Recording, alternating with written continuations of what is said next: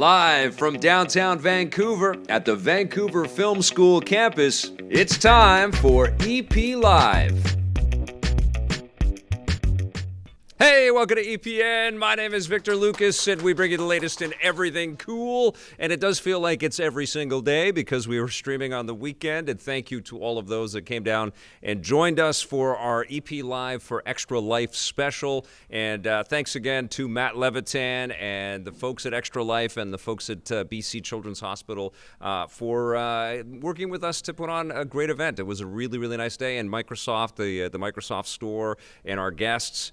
We put up all the streams on the channel, so if you haven't checked any of those out, please do.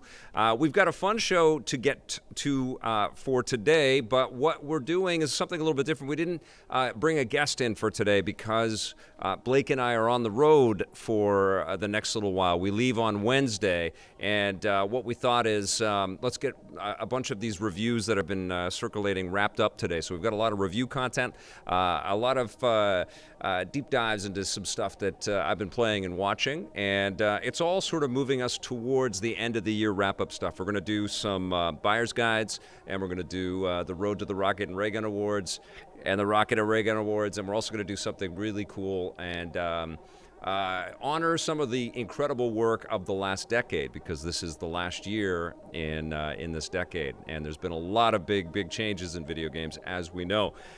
We've got a big show, and we've got a lot to get to. Let's get started with our rundown today. It is going out to Martin Meyer, who says, great content, great presentation, keep it up. Thank you, Martin. This rundown is all yours.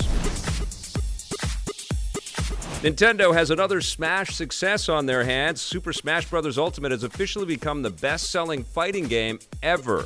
Nintendo released the news as part of their latest financial earnings report, showing that Smash has sold 15.7 million units, dethroning the previous record holder, Street Fighter II, which has sold 15.5 million units across its various versions since it launched back in 1991. It's worth pointing out that several Street Fighter characters appear in Smash Ultimate. Despite its Smash success, the game is still only the second best-selling Switch title. Mario Kart 8 Deluxe comes in at first at 19 million. And you know what? Smash and Mario Kart, they are proof positive that these evergreen titles, these kind of once-in-a-console generation titles that Nintendo can keep adding all kinds of content to, will keep selling. And they are games that bring a lot of people into them. The Smash series, I think, deserves all of its accolades and all of its success. And yes, I know there are a lot of lifers that have been watching EP for a long time that remember my consternation and my confusion with the whole idea of Smash Brothers when they first announced and first released on the N64 and even the GameCube game. I was like, why are all these cute characters hitting each other? I just didn't get it. And it took a few iterations for me to really understand, but this latest round on the Switch is just irrefutable, you know, and there's different characters from all different times, all different types of incredible games and franchises. So it is marvelous to see that people are showing up. And developers and publishers from around the industry are also showing up and showing their support to this incredible franchise that just keeps giving back. I always see Bill Trinan from Nintendo of America. You've seen him in tons of our interviews. You've seen him in a lot of Nintendo Direct videos. He's always playing Smash. And there's a guy that, you know, has to play it for work. And when he goes home and he boots up his Switch, he's playing Smash still. And it always warms my heart to see, boop, Bill Trinan is playing Smash Brothers right now. It's an incredible game. So congratulations to everybody involved with that. Now, it looks like we're going to be seeing a little less of the galaxy far, far away, at least on the big screen. More evidence has come in that Disney is planning to scale back the number of Star Wars movies. Speaking with BBC, Disney CEO Bob Iger says that they may have been too ambitious with their plans to release one new movie every year after they bought Lucasfilm in 2012. And when it comes to the franchise, less is more. Episode 9 is hitting theaters this December, but after that, the studio doesn't have any new Star Wars films on their schedule, so there's no telling how long we'll have to wait for more. That doesn't mean we won't be seeing the franchise on the small screen. They've got several new Star Wars projects coming to Disney Plus, starting with The Mandalorian next week, and somehow I've got to be able to watch that while we're in Japan somehow. I don't know how we're going to do this, but we're going to try to do it. And I'll give you my thoughts on The Mandalorian as soon as I possibly can. I think everything changes in this report if The Rise of Skywalker makes $2 billion. And it very well could. You know, people might want to show up for this. I know there's a lot of hesitation. There's a lot of wait and see.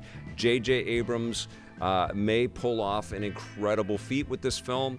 I know a lot of you are shaking your head right now and saying how, and you know, how is that even possible?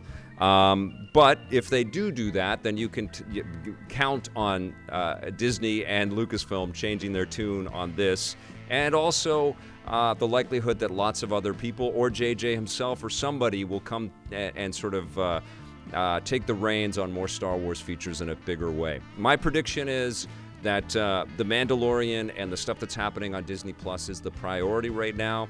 And, you know, under the sort of collection of Kevin Feige and Jon Favreau and Dave Filoni, there's changes afoot on who is going to be supervising the whole Star Wars universe and the whole franchise.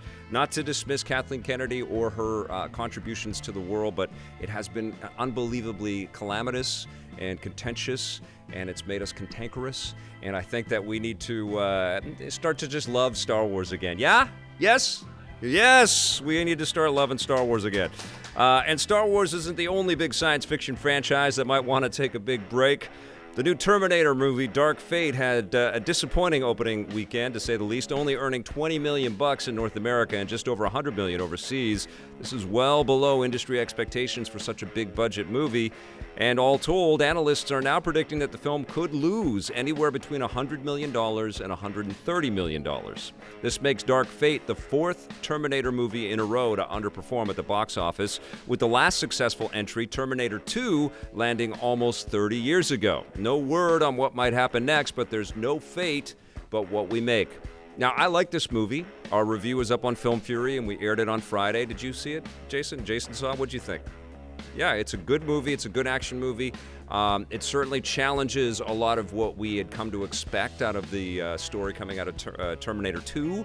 I don't think that was a bad choice, but I completely understand people's anger towards it. Then I think there's some analogies to the way that Rian Johnson handled a lot of the Star Wars lore in The Last Jedi and how people felt there. There's also analogies to how David Fincher handled some of the characters in Aliens 3, and I get it. But there was some really cool lore work and some great production qualities in Dark Fate, and I'm dismayed that people aren't going to see the movie and appreciate a lot of that stuff. And because it won't get that support, I mean, this is kind of dead on the vine right here. I don't think this is going to, like, people's opinion aren't going to sway, and I see there's a lot of hate for this film out there online, too. But I think that a lot more could have been built out of this. And I get the frustrations.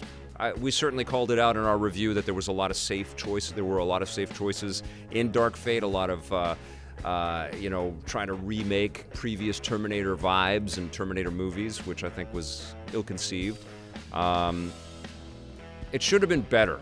It was good, but it should have been better. There's no doubt about it. But I can't, the actors and the characters are awesome in the movie. They're awesome. Mackenzie Davis especially. Holy crap, she is perfect in that role. And it was great to see Linda Hamilton and Arnold Schwarzenegger back too, and Edward Furlong.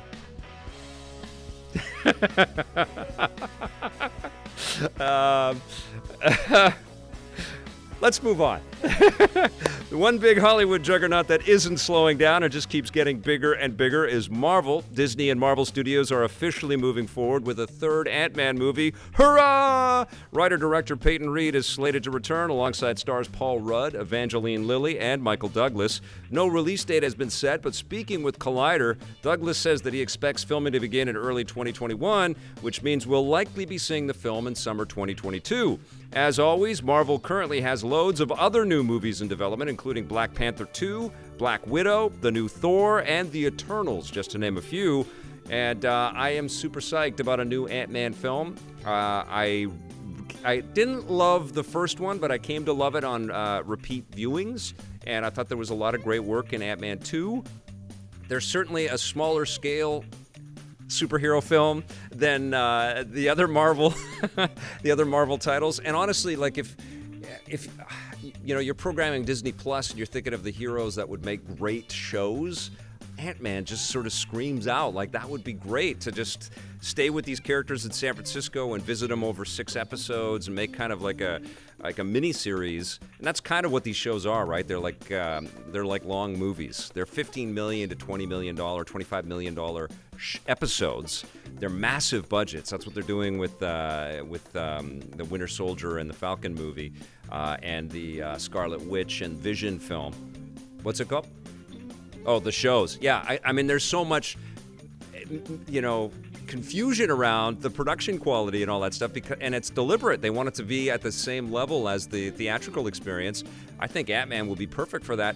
And honestly, if these shows are as good as the films, which I think is what they're building towards, not only in Marvel but in Star Wars, seeing a movie in the theaters is going to start to feel even more antiquated and less of a big deal if we can then just go to our iPhone and see something as epic with really cool characters and lots of cameos from these different other franchises and part of the whole sort of MCU like that, which I think is the plan. So long story short, psyched for more Ant-Man. I don't know, what do I want from it? I definitely, I like the vibe, I think what I want from Ant-Man is a better villain, like the best villain, because I think the first 2 Ant-Man films have kind of forgettable villains, good performances, but the powers that Ant-Man and the Wasp have are incredible, and I think that we need a comparable bad guy. I think, honestly, if we're being really fair about the MCU, that's been a common thing across a lot of the MCU movies. Thanos is amazing. I loved Killmonger. There's certainly some high points. Ultron actually was pretty damn terrific, and Loki is great. But, yeah, I think that the villain sort of efforts should be amped up, and Ant-Man would be a great... I think a great place to not start because it's coming out in a while, but I think that would be a franchise that would directly benefit from a cooler villain and higher stakes. Keep the comedy, put as much Michael Pena as you want in there, but definitely make us be a little bit more freaked out about the stakes of Ant-Man coming out of the shrink ray, whatever it was called. I don't even know what it. The subatomic realm, thanks Blake, and then seeing everybody vaporized and gone, that was incredible. And that completely changed that whole picture because it added this emotional weight that we hadn't really felt all the way because everything was so light and bubbly. And then when he comes out of the realm and he sees, where is everybody? That was super heavy. It's like the beginning of Endgame and Hawkeye, man. That was incredible too, where his whole family disappears. That's what we want. Not necessarily the heavy darkness, but that's the stakes, if they can be high like that. But let me know what you guys think of all of this Star Wars news. If you're happy that we're taking a break, if you're fired up for Rise of Skywalker, and what you want out of Ant-Man 3. I think that's great news. A lot of good news in the rundown today.